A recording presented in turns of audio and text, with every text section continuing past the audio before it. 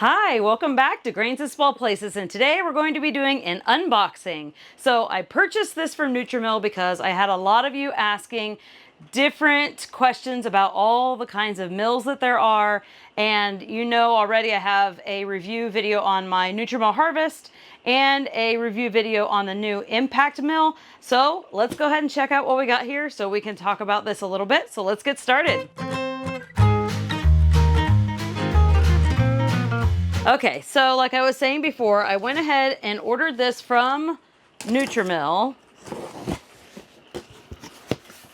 so that I could kind of go over. I actually threw a few other things in the box as well, like extra filters. So I ordered extra filters for the Impact Mill, which is the little one that goes on the top. And then also these little filters for the classic grain mill.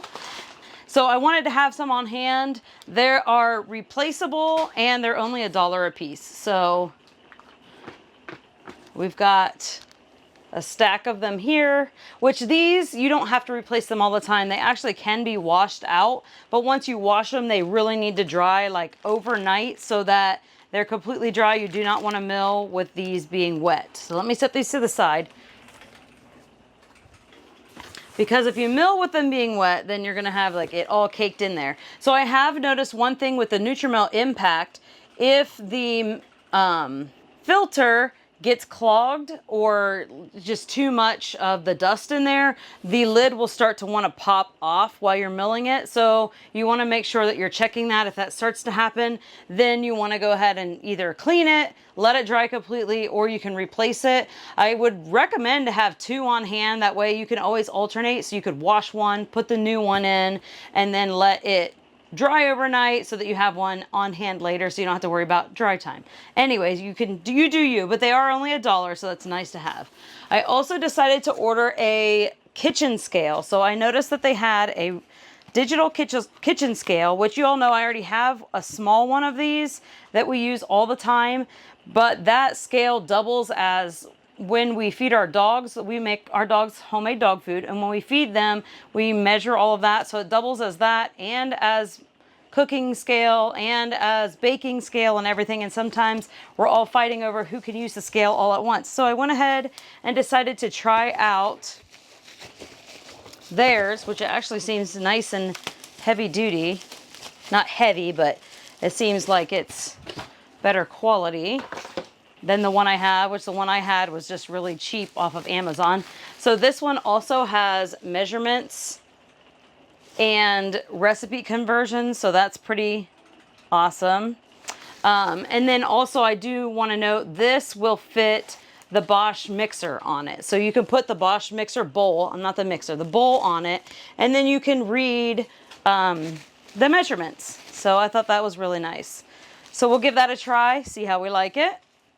I'm sure you'll see me using it in videos in the future. Let me put this back in here so we can get to what I really wanted to show you. This is my invoice, that's the last thing. Okay, I wanted to make sure I couldn't remember if I had put anything else on this order or not. So let's see if I can get this out of here. I always love how they package their products when they come to me, because the box that they fit in is like a perfect size of the box that it comes in, which I just put that upside down. That should be fine. Okay, so we have the Nutrimill Classic. Now, this has been out of stock for a long time, and I kept telling Matt that when it comes back in stock, I really want to try one. I really want to get one so that I can compare. Now, I did have one of these for like a brief second at the beginning of my milling journey, I guess you would call it. And I didn't like it the first time I got it, but I also didn't know what I was doing. So now I want to give it a fair try because I know what I'm doing now, and I'm doing a lot of milling, and I've really been loving the Impact and the flour that I get from the Impact. And this is basically just kind of a bigger, heavier, dutier version of that Impact. So since we've been really enjoying that, I wanted to give this one another fair shake. So this is also an Impact mill. It has stainless steel milling heads. And this is one, unlike the Harvest, which is a stone mill, which is the one that you see with the wood or the bamboo face, and then you mill into your own bowl. This one has the bowl that is already incorporated into the mill itself. So when I open it, there's a cute little Bake Someone Happy card in there.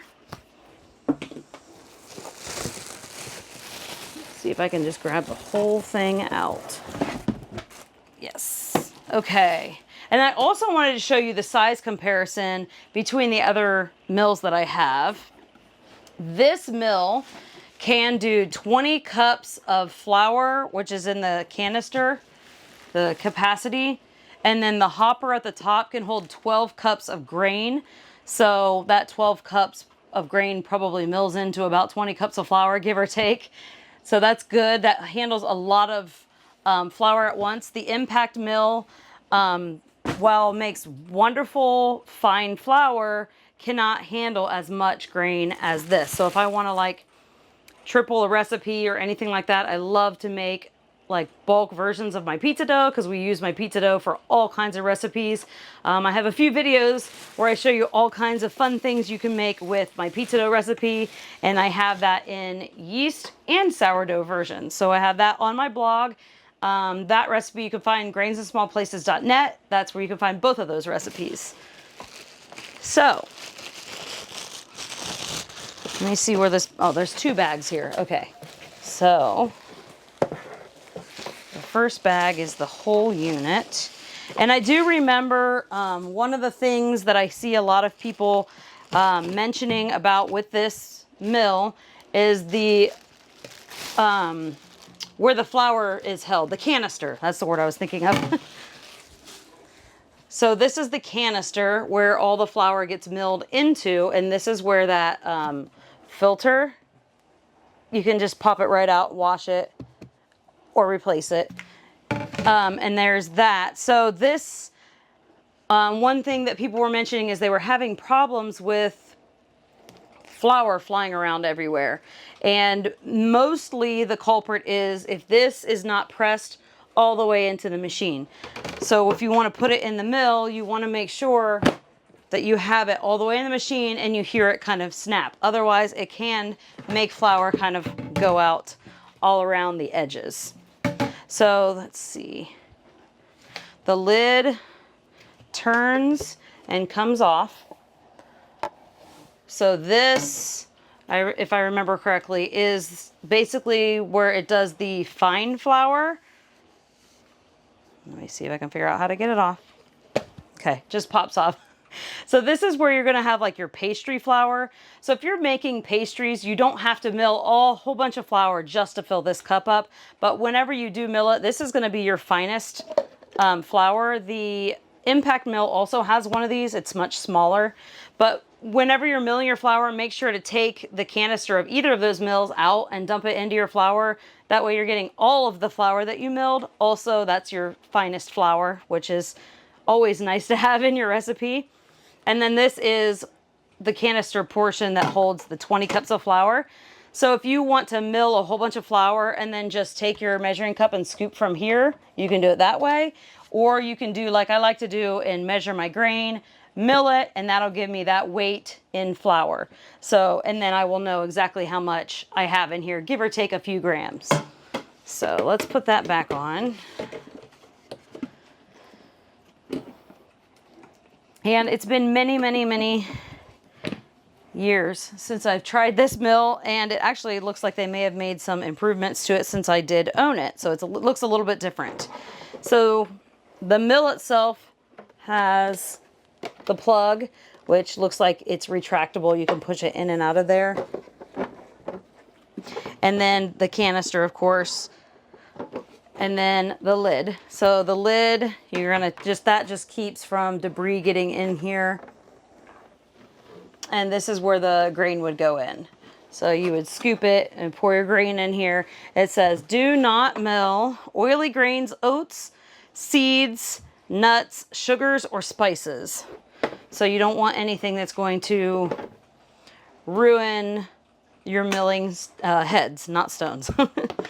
Okay, and then also one other thing I wanted to go over is they have these two dials. So the one dial is the motor, so that's how fast the motor is going around basically. And then you have your feed rate, which is how fast, that's the bottom dial, how fast the grain is going through. So you may need to play with that to see how you like it.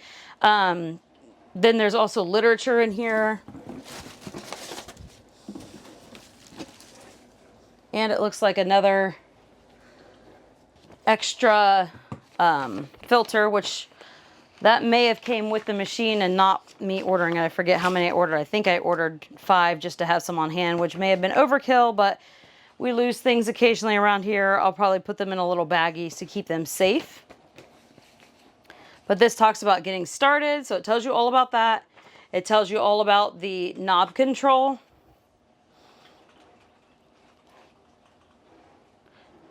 Okay, let's see. All right, so the motor speed, which is the top, allows you to determine and have greater control of the texture of your flour or your meal if you're making like cornmeal or whatever. For finer flour, you want to make sure that the upper knob, which is the motor knob, is all the way to the left, should remain to the left at high speed, which it already is set there, but so that's to the left. And then if you want it to be very coarse flour or medium fine cornmeal, it should be set all the way to the right, which slows the motor speed. So that allows it to give you larger pieces of, like if you want cream of wheat or grits, cornmeal, something like that. So for heavy flour, dense texture breads, you want it somewhere in the middle. You can just play around with it. It says to achieve the texture that you want. I would suggest maybe starting with it like all the way to the fine when you're starting out, because it's going to be closer to flour that you're used to. And then once you have that recipe perfected and you have exactly how you want it, you can try making it a little bit more coarse. The coarser the flour is, the more difficult it is to get the gluten development and the nice stretchy dough to make your nice soft bread. So start out with it fine, and then you can go from there once you get that down pat. And then your grain feed knob, which is this lower knob. Yeah, you can see that. Okay, and it has an on-off switch. This controls the grain flow into the mill, and it also can affect the fineness of your grind. So turning the knob to the far left will turn off the mill. For finer flour, set the knob towards the 11 or 12 o'clock. And then it says most grains will not flow less than the 10 o'clock position on the knob. So I'm guessing you would have to have something really tiny or small, maybe amaranth or something like that, to fit any finer. So it sounds like you're going to want this to be almost straight up and down for most wheat berries. And then again, you'll have to play with that with every grain that you get. You know, this allows a lot more customization than the impact mill. For bread flour, set the knob towards the 12 and 1 o'clock position. I would say start out at the 12 o'clock position. That way you can have it be more fine, see how you like it. Sometimes once you start baking with fresh milling flour, you might find that you like a coarser flour in your bread, or part half and half. But I do recommend doing it pretty fine, especially to start out with.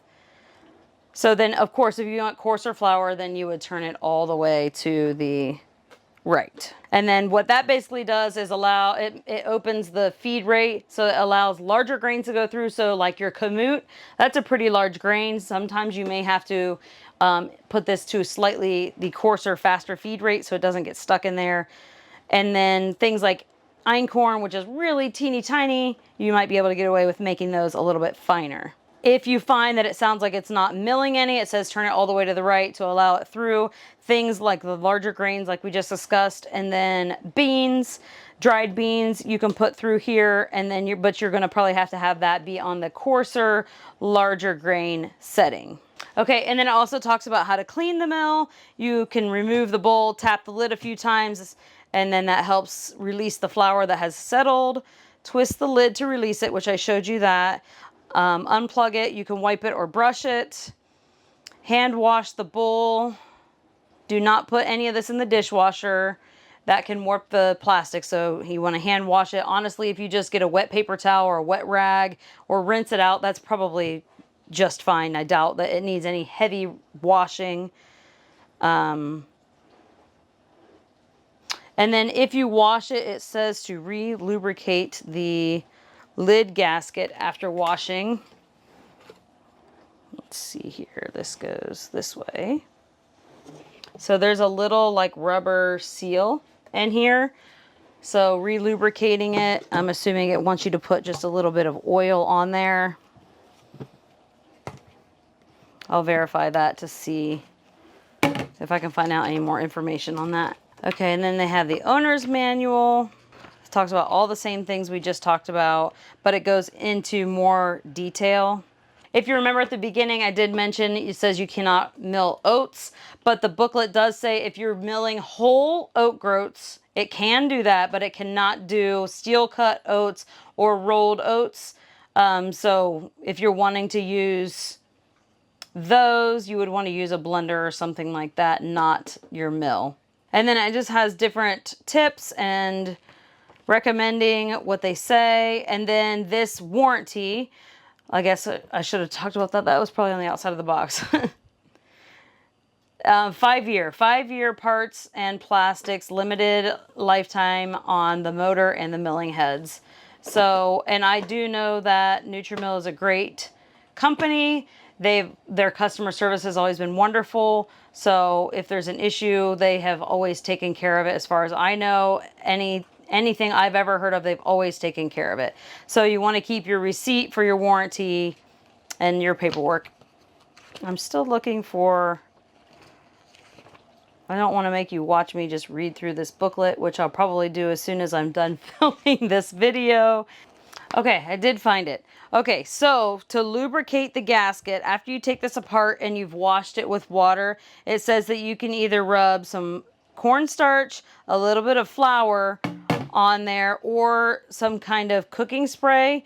But it says don't spray it on there because you don't want to get it all over the bowl. So just put it on your finger and just rub it around the circle of that gasket. To be honest, I very rarely wash down my entire mills. So of course, first time use, you'd want to wash it. If for some reason it gets caked up by something that maybe somebody milled something that doesn't normally use it, then you may need to wash it. But if you're using it on a regular basis, I don't wash like that very often. I just wash the filter and maybe wipe it out with like a towel or something like that. But as far as a full-on cleaning, that probably isn't something you need to do very often unless you're not using your mill very often. And then if you want to store it and put it away, then you may want to wash it before you put it into storage. So then you can just put a little dab of that cooking spray oil on that. And then one other thing before I put it over here to show you it next to my other mills, there is a locking pin. And I'll show it to you here in a moment. This knob at the back of the mill firmly holds the mill and onto the base. It can be removed with a twist, and then you can take it apart. That allows it for better storage if you want to store it somewhere in a smaller space than this, or cleaning if you want to take it apart, or there is a flour bagger accessory that you can buy for it, and you would have to, you put it on there like that. So that is this knob right here on the very back, which turns, let's see, it looks kind of like a screw with a spring on it.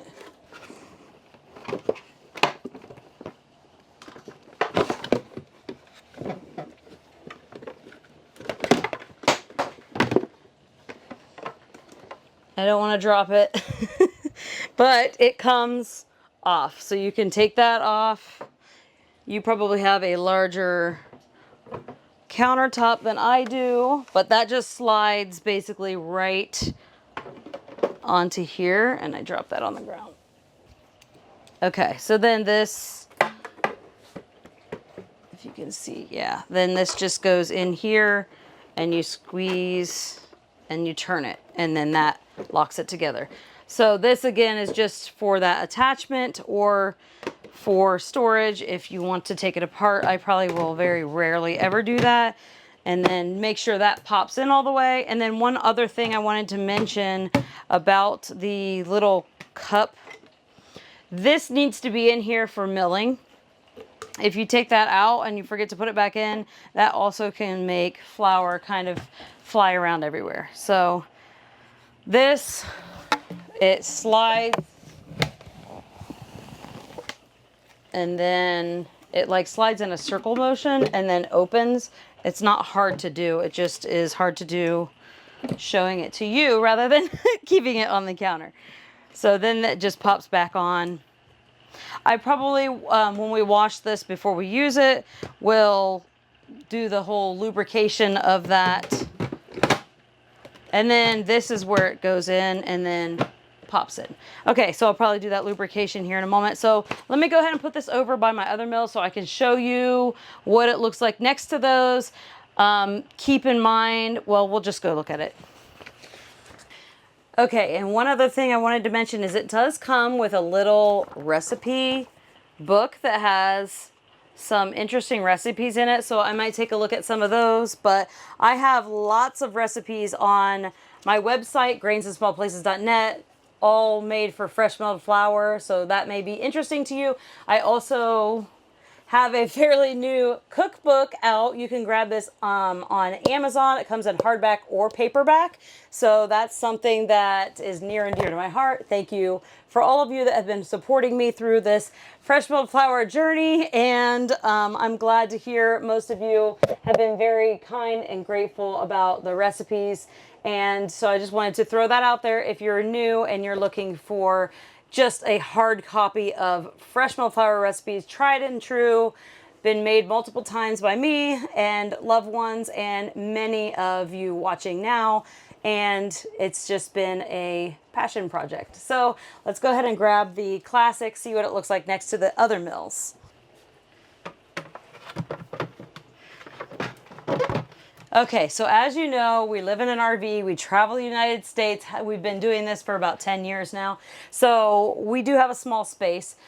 These probably will not be able to stay all on my counter all at the same time, but I wanted to show you basically what the size comparison was, the footprint was, all of that. So we have our Harvest grain mill. This one is the one that you see in almost all of my videos. And then the new classic grain mill. So it is a little bit shorter, but the footprint's a little bit wider, but it fits on here great. And then this is the new impact mill. And honestly, we've been using this way more than I ever thought that we would, which is why I went ahead and wanted to order this as soon as they came back in stock. I know they're not going to last very long. I wanted to let you know, if you're interested in any of these mills, I can put a link to nutrimill down in the description box below, and you can save $20 off with my coupon code GRAINY, and I'll put that down in the description box below also. Some of you have mentioned that you're not sure how to find the description box, and if you're on your phone, if you go just under the title, under the video, you'll see a little button that says more. If you click that, it'll open up the description box, and that will have where you can find all of the links, information, coupon codes. I'll put a link to my cookbook down there and my blog, and any of those things. That way you can find all the things down there so you don't have to go searching. So I wanted to show you how they look all next to each other. Honestly, they all serve great purposes. They're all great mills. Any standalone mill is going to be better than those attachments that don't mill very fine, or blenders, or any of those are all great for temporary purposes, but I really recommend, whether it's not one of these or another mill, a standalone mill if you're getting into milling your own grains. I think that you'll find that the quality of your flour, texture, flavor probably even affects that, and just enjoyment while doing it. Coarser flour is much more difficult to work with, and those attachments and cheaper mills and things like that just mill kind of coarsely, and it's just not an enjoyable experience, and you can't figure out why any of your recipes won't turn out. So I've been there, I hear you. It can be frustrating and a learning curve to working with fresh milled flour, but I'm here to help. There's a lot of other people out there to help also. So let me know down in the comments below if you have any other questions or anything like that. I really try to help people when they're struggling. That's kind of the whole point of my channel, is to help people get through the learning curve of fresh milled flour so that you can enjoy your baking and your family can enjoy your cooking. So thank you so much for hanging out with me today. I hope this was helpful to you. I hope this answered some of your questions. Let me know down in the comments below if you have any questions. I try to answer them as best as I can. So don't forget to like, subscribe, and share with your friends. And thanks for stopping by Grains in Small Places. Goodbye.